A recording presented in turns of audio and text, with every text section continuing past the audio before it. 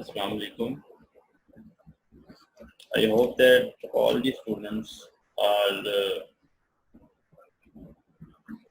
enjoying the health at home. Keep yourself safe. Keep yourself at home. आज तकरीबन एक महीने के बाद आपसे इस video sharing lectures digitally prepared lectures के थ्रू आपसे बातचीत हो रही है। अजीब सा लग रहा है,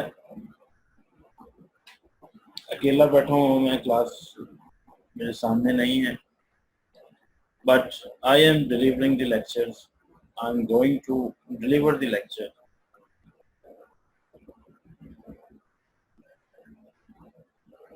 ये जो वबा अल्लाह ताला की तरफ से आई है,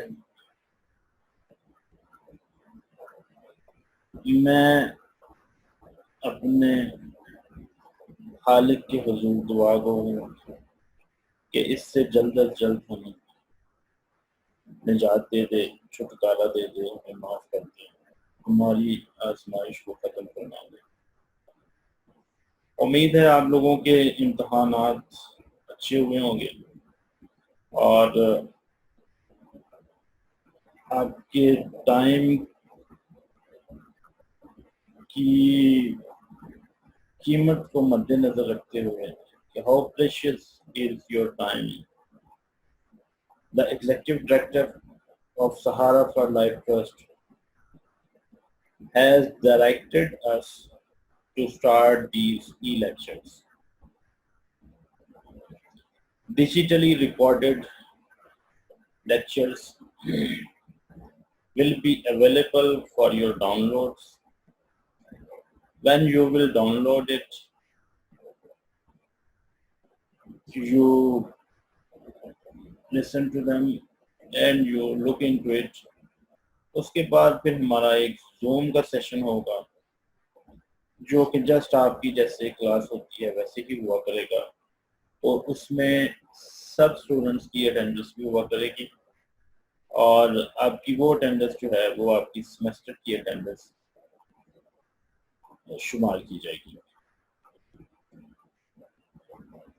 We are going to start fourth semester now. I welcome you all in the next semester, and as you know that I was teaching you ergonomics in the previous semester, and now I will continue to start with the clinical ergonomics. Today our topic is ergonomics of lifting. As you know that the ergonomics is the science by which we fit the job to the worker. We are very well worried about the health of the workers, and as we discussed earlier that the purpose of ergonomics is to increase the efficiency of the worker and increase the output of the organization.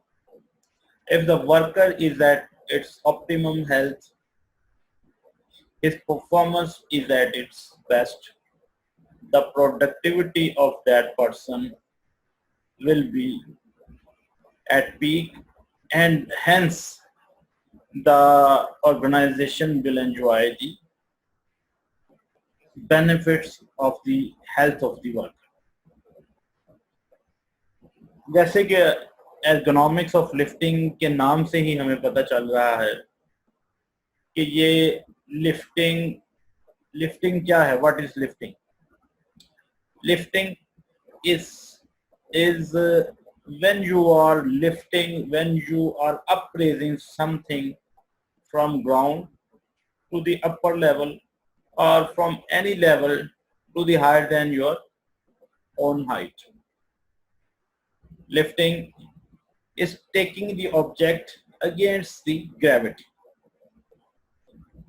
When it is coming towards the gravity, it is falling. But when we are taking the object against the gravity, it is called as the lifting. इस पूरे analysis में, lifting analysis में हमने देखना ये है कि किस तरह जो है वो लिफ्टिंग प्रॉपर तरीके से हम करेंगे और वर्कर्स को when they are working in the factories, in their organizations, where they are come across to lift the things oftenly, and this is their daily life that they come across in lifting objects daily. अब उसको lifting में worker को, client को हमने कैसे guide करना है कि आपने लिफ्टिंग इस तरीके से करनी है कि you are spare from the musculoskeletal injuries. आपको कोई ऐसी जॉइंट की या मसल्स की कोई ऐसी प्रॉब्लम नहीं होनी चाहिए ड्यूरिंग लिफ्टिंग. और अगर वो आ जाती है आपके लिफ्टिंग स्टाइल के ठीक ना होने की वजह से, तो फिर ये इससे क्या होगा, the worker will take rest, he will went on the sick leaves, and by this wrong lifting techniques he will lose his working hours and hence the loss of the organization. तो आगे हम देखते हैं कि lifting में हमें क्या चीज हमने देखना है, क्या क्या हम देखेंगे इसमें. Definition of the lifting: to move something to a higher position is called lifting. जैसे मैंने पहले आपको बताया कि आपने किसी भी ऑब्जेक्ट को आप अगेंस्ट द ग्रेविटी लेके जा रहे हैं तो यू आर लिफ्टिंग इट. और अगेंस्ट द ग्रेविटी जब आप किसी भी ऑब्जेक्ट को लेके जा रहे होते हैं तो उसमें उसका वेट जो है, you are carrying it by your own force, by your own muscular effort. अगर आपकी मस्कुलर एफर्ट उस वेट से ज्यादा होगी तो then you will be able to lift it, otherwise you will be fail down with that और with that weight. आपने देखा होगा वेट लिफ्टर जो हैं जब वो वेट उठाते हैं, मुकाबले के लिए आते हैं, तो पहले वो थोड़ा सा उसको वेट को उठा के चेक करते हैं कि they are able to lift it और नॉट. अगर तो वो वेट जो है वो लिफ्ट करने के काबिल होते हैं तो then they do then they try to pick it up, otherwise they left it over. ये हमारे पास की बात नहीं है. So lifting is researched by many scientists from different disciplines in order to explore its positive or negative effect under the environments. ये बहुत सारे लोगों ने, बहुत सारे साइंटिस्ट ने, बहुत सारे डिसिप्लिन के लोगों ने इस पे रिसर्च की कि लिफ्टिंग किस तरह की होनी चाहिए और लिफ्टिंग के दौरान किस तरह की इंजरीज हो सकती हैं या होती हैं और उनको किस तरह अवॉइड किया जा सकता है. Lifting mechanics: lift and bend the waist and extend the upper body. Lift and bend the waist, आपने अपनी कमर को बेंड करना है, and extend the upper body, और उसके बाद फिर आपने अपनी अपर बॉडी को एक्सटेंड कर लेना है. This back alignment and the centre of balance.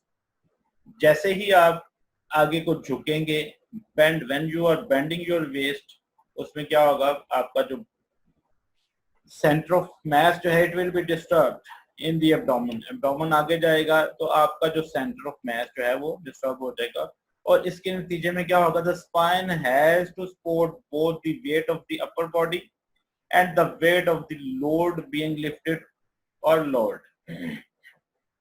जब आपकी अपर बॉडी आगे को फ्लेक्स करेगी तो आपके सेंटर ऑफ मास जो है वो डिस्टर्ब हो जाएगा। अब आपकी स्पाइन जो है वो उसने क्या करना है, उसको उसके दो काम हो गए, एक तो वो आपकी अपर बॉडी को सपोर्ट कर रही है, उसको नीचे गिरने से बचा रही है, और दूसरा जो वेट आप उठा रहे हैं उसको भी वो कैरी कर रही है। तो इससे क्या होगा, उसके ऊपर एक्स्ट्रा ऑर्डिनरी उसके ऊपर वेट आ जाएगा, उसके ऊपर लोड आ जाएगा। More than 1 million workers suffer back injuries accounts annually in USA।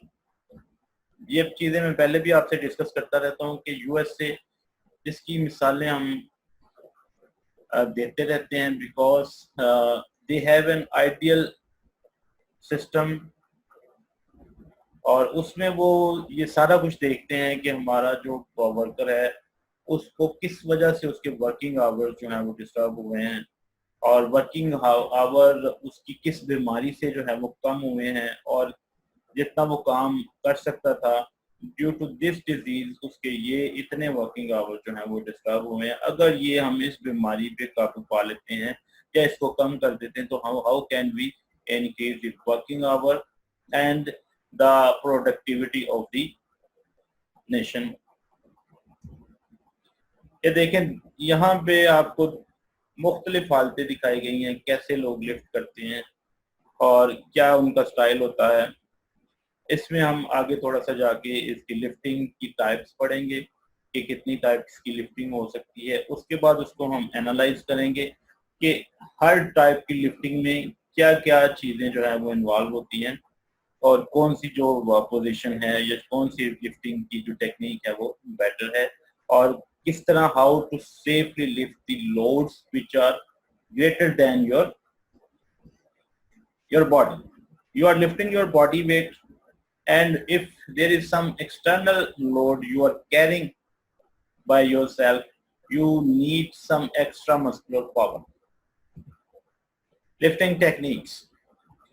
Traditionally, one of the first and most easily applied administrative control to prevent the high incidence of low back injuries at the work site is training the worker to lift in a biomechanics. Patient आपने अपने worker को सिखाना है कि किस तरह उसने properly lift करना है। अगर उसकी प्रॉपर लिफ्टिंग नहीं होगी तो उसकी बैक इंजरीज का खतरा है, उसको बैक एक हो सकती है, बैक इंजरीज हो सकती हैं, उसकी नी की इंजरीज हो सकती हैं, उसकी एंकल की इंजरीज हो सकती हैं, और इवन उसके अपर लिम्ब की इंजरीज हो सकती हैं if he is carrying something very higher than its own weight. तो इसमें हम आगे आपको बताएंगे कि लिफ्टिंग टेक्निक्स कौन कौन सी हैं और किस तरह लिफ्ट किया जाना चाहिए लोड्स को, और भारी चीजों को किस तरह हमने कैरी करना है। सबसे पहले हम बात करेंगे स्टूप लिफ्टिंग। स्टूप आपने राइट पोजीशन में स्टूप का लफ्ज पढ़ा होगा। जब अपर बॉडी आपका जो ऊपर वाली जिस्म का जो हिस्सा है जब वो आगे की तरफ फ्लेक्स हो जाता है तो उसको हम स्टूप कहते हैं, और नाम से ही पता चल रहा है कि स्टूप लिफ्टिंग क्या है। जब आप सीधे खड़े होके अपनी बॉडी अपर बॉडी पार्ट को, अपने थॉरक्स को आगे की तरफ झुका के किसी चीज को उठाएंगे तो it will be stoop lifting. और इसमें क्या होगा, the stoop lift is a manoeuvre that typically requires maximum flexion of the trunk and as near to terminal extension of the knee without locking as possible. Knee में थोड़ी सी flexion होगी और ये तकरीबन ये एक्सटेंडेड होगी बट नॉट लॉक्ड। अगर ये लॉक्ड होगी तो इसमें क्या होगा, इसका जो भी वेट आप उठाएंगे it will went directly to the knee joint and it can, if it is very higher than your body weight, it will damage your knee joint. Squat lifting. Squat lifting में the squat lift requires knee flexion more than 90 degrees and trunk flexion less than 30 degrees. सामने तस्वीर में आप देख रहे हैं squat lifting किस तरह होगी. आपने बेंड करनी है अपनी नीज को लेस देन 90 डिग्री और आपका जो ट्रंक है वो फ्लेक्स होगा but not greater than 30 degrees of flexion. Semi squat lifting. Semi squat lifting जैसे कि नाम बता रहा है आपको, इसमें स्क्वाट को आप अगर उसको आधा स्क्वाट होगा, जितनी नी फ्लेक्शन उसमें थी स्क्वाट में थी इसमें थोड़ी कम होगी, और ट्रंक की फ्लेक्शन जितनी स्क्वाट लिफ्टिंग में थी उससे ज़रा ज़्यादा होगी. तो इसमें क्या होगा, the semi squat lift shares characteristics of the stoop and squat. इन दोनों के आदि आपको लग रहा है कि ऊपर वाला पार्ट जो है flexion of the trunk is more than 30 degrees and it is less than 45 degrees, but squat lifting में trunk flexion जो है वो less than 30 degree थी, इसमें greater than 30 degree है but less than 45 degree है. और इसी तरह stoop में हमने देखा कि उसमें knee flexion जो है वो तकरीबन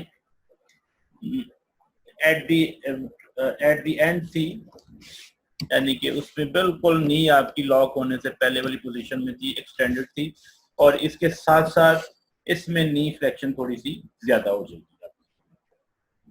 the semi squat lift shares characteristic of the stoop and squat as can seen in the semi squat uses a posture calling for knee flexion less than 45 degrees and trunk flexion at approximately the same angulation.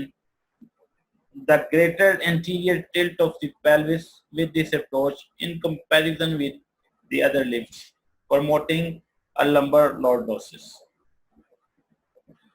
इसमें देखें कि जो हमारी नी की flexion की वजह से pelvic की पोजीशन जो है वो स्क्वाट लिफ्ट से ज्यादा आगे की तरफ इंक्लाइंड हुई हुई है. एंटीरियरली इंक्लाइंड पोजीशन है हमारी पेल्विस की, जो कि उसमें स्क्वाट लिफ्ट में या फिर स्टूप लिफ्ट में इसकी जो है तकरीबन पैरेलल थी पेल्विस आपकी, बट इसमें जो पेल्विस की पोजीशन जो है by the changing the position of the knee joint and your trunk and your hip comes in the middle of the trunk and the knee joint. इन दोनों के दरमियान आपकी जो है वो हिप आ रही है, आपकी पेल्विस आ रही है, तो इन दोनों को इसने बैलेंस करना है, इसलिए ये आगे की तरफ थोड़ी सी एंटीरियरली टिल्टेड हो जाएगी. Free style lift. Free style lift इसमें ये होता है कि फ्री स्टाइल में आपको पता है कि फ्री स्टाइल में कुछ भी हो सकता है, वर्कर किसी तरह भी उठा सकता है, उसका अपना एक स्टाइल हो सकता है. वो एक हाथ से उठाता है तो उसमें कैसी पोजीशन बनाता है, वो दोनों हाथों से उठाता है कैसी पोजीशन बनाता है. तो इसमें कोई डिफाइंड पोजीशन नहीं होती वर्कर की, वो किसी तरह भी उठा सकता है. Additional lifting styles deserves attention as they have been reported in the literature. These include the freestyle lift. This lift resembles in most respects the semi-squat but can differ from person to person.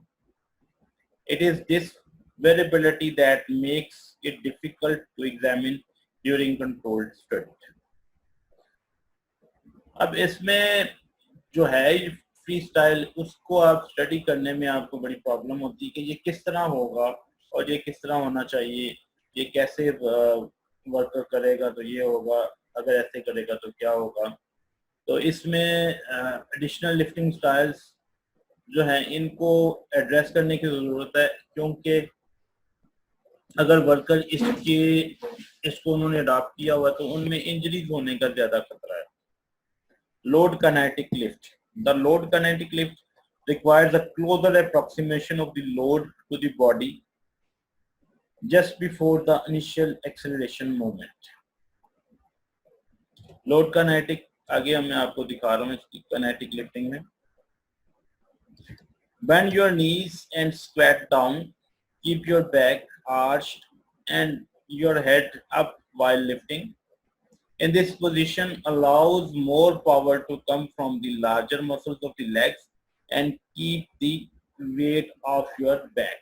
इसमें फायदा ये होगा कि जो larger muscles of legs हैं उनसे हम ज्यादा काम लेंगे और इसमें इसका जो आपकी स्पाइन के ऊपर जो है इसके इफेक्ट लोड उठाने के इफेक्ट जो है वो कम होंगे.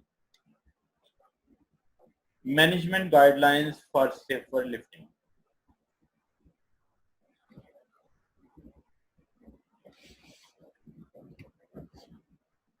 Plan the workflow to eliminate unnecessary lifts. आप अपने जो वर्कर्स हैं उनको कोशिश करें कि वो अननेसेसरी लिफ्ट से बचें. जितना वो बच सकते हैं, जितना वो लिफ्टिंग से बचेंगे, हैवी लोड्स की लिफ्टिंग से, उतना ही उनकी इंजर होने के चांसेस जो हैं वो कम होंगे. Organize the work so that the physical demands and workplace increase gradually.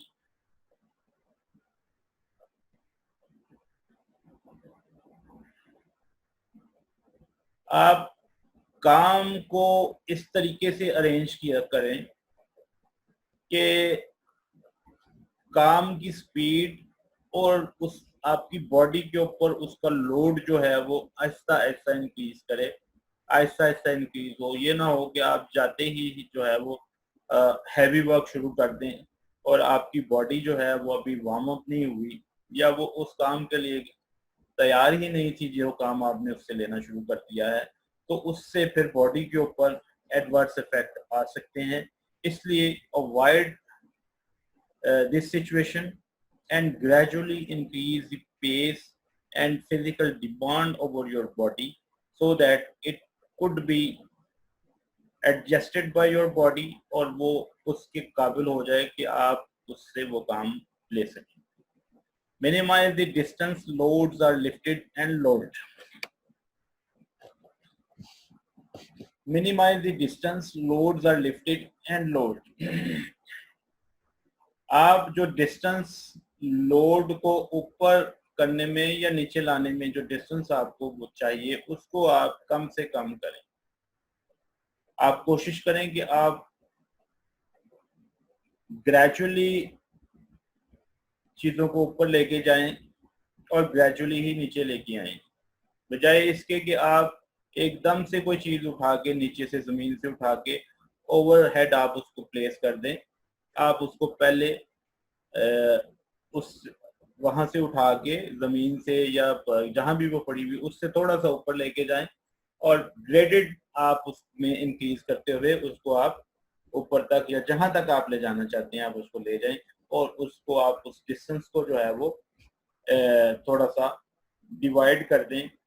उससे क्या होगा कि लोड या वर्कलोड आपकी बॉडी के ऊपर, आपकी जॉइंट्स के ऊपर जो है वो ग्रेजुअली पड़ेगा और उससे इंजरीज होने के चांसेस जो है वो कम. Position pallet loads of materials at the height that allows worker to lift and load within their power zone.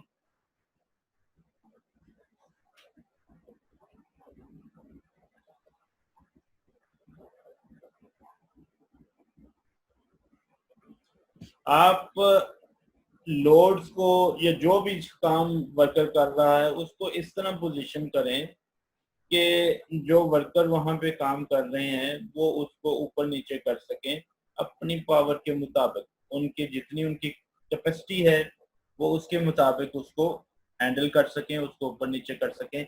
अब ना तो वो उनके बॉडी वेट से बहुत ज्यादा होना चाहिए कि वो अकेला बंदा अगर उठाए तो उसकी इंजरी डेफिनेटली हो जाए, अगर नहीं भी होना तो फिर भी हो जाए. ठीक है. और अगर आप उसको डिफरेंट जोन्स में उठा के रखेंगे और उसको कैरी करने में आसानी हो जाएगी, वो ग्रेडेडली उठाएगा, आहिस्ता आहिस्ता उठा के ऊपर ले जाएगा. और ये भी अगर तो उसकी कैपेसिटी के मुताबिक होगा तो वो ठीक रहेगा। अगर उसकी कैपेसिटी से ज़्यादा हो जाएगा तो फिर उसमें उसकी इंजर होने के जो है वो चांसेस बहुत ज़्यादा हो जाएंगे। अवॉइड मैनुअल लिफ्टिंग और लोअरिंग लोड्स टू और from the floor. Manually lift करने से परहेज करें। अगर बहुत ज़्यादा वेट ज़्यादा है, बहुत ज़्यादा है, आपकी बॉडी वेट से भी ज़्यादा है, तो उसको लिफ्ट करने के लिए आप डिफरेंट मशीन्स का जो है वो इस्तेमाल कर सकते हैं। लिफ्टर का इस्तेमाल कर सकते हैं, लीवर्स का इस्तेमाल कर सकते हैं और दूसरी चीज़ों का इस्तेमाल करके मैनुअली उसको उठाने से अवॉइड करें। For loads that are unstable and or heavy, जो लोड बहुत ज़्यादा हैवी हैं या अनस्टेबल हैं, उनको उठाने के लिए क्या करना है? Tag the load to alert workers. Load को टैग कर दिया जाए ताकि वर्कर को पता हो कि ये बहुत ज़्यादा वजनी है, इसको हमने केयरफुली उठाना है। और अगर इसको ये ना हो कि उसको आप उठाने की कोशिश में किसी वर्कर की इंजरी हो जाए। Test the load for stability and weight before carrying the load. उठाने से पहले आप एक दफा टेस्ट लोड के तौर के ऊपर उसको उठाएं, थोड़ा सा उसको लिफ्ट करने की कोशिश करें। अगर तो वो आपकी कैपेसिटी के मुताबिक है, आपकी रेंज में आता है, तो आप उसको कैरी करें, अदरवाइज उसको छोड़ दें या फिर किसी की हेल्प ले लें और उसको अकेला उठाने की कोशिश ना करें। अगर वर्कर जो है उसको अकेला उठाने की कोशिश करेगा तो उसमें उसकी इंजरीज होने का ज़्यादा खतरा है। यूज मैकेनिकल डिवाइसेज और equipment to lift the loads. Mechanical devices use करें वेट को लिफ्ट करने के लिए, किसी की हेल्प ले ले। More than 1 person, more than 2 person जो है वो अगर वेट को कैरी कर सकें आसानी से तो वो फिर कैरी कर लें, नहीं तो मैकेनिकली उसको उठाया जाए। Reduce the weight of the load by putting fewer items in the container. Weight को कैसे रिड्यूस किया जा सकता है? Putting fewer items in the container. आप जितनी किसी भी कंटेनर में जितना आप वेट डालते जाएंगे उतना वजनी होता जाएगा।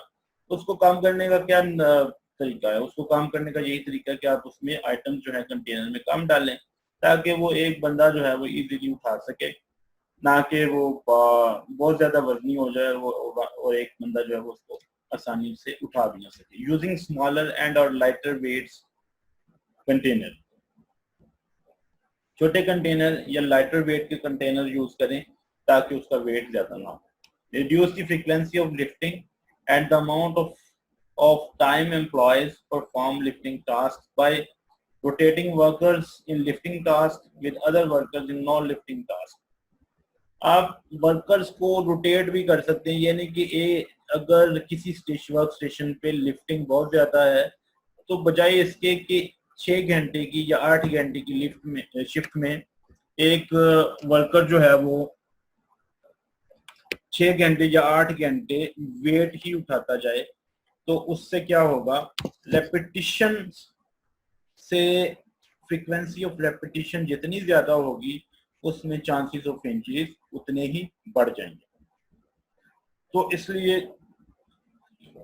इंजरीज को कम करने के लिए आप उसकी फ्रीक्वेंसी ऑफ अकरेंस जो है उसको कम कर सकते हैं, रोटेशन कर सकते हैं। अगर एक वर्क स्टेशन पे लोड ज्यादा उठाने वाला काम है तो आप उसको रोटेट कर दें दूसरे काम के साथ जहां पर लोड वाला काम नहीं था। तो इससे ये होगा by the distribution between the peoples, between the workers, उन दोनों पे वेट जो है वो काम का आधा आधा आएगा, बजाय इसके कि 8 घंटे की शिफ्ट में एक ही जो है ग्रुप जो है वो एक काम करता रहे तो उसमें फ्रीक्वेंसी ऑफ इंजरी जो है वो ज्यादा हो सकती है, बजाय इसके कि आप उसको 4 घंटे के लिए या शिफ्ट में दूसरे वर्कर्स के साथ रिप्लेस करते हैं। Having worker alternate lifting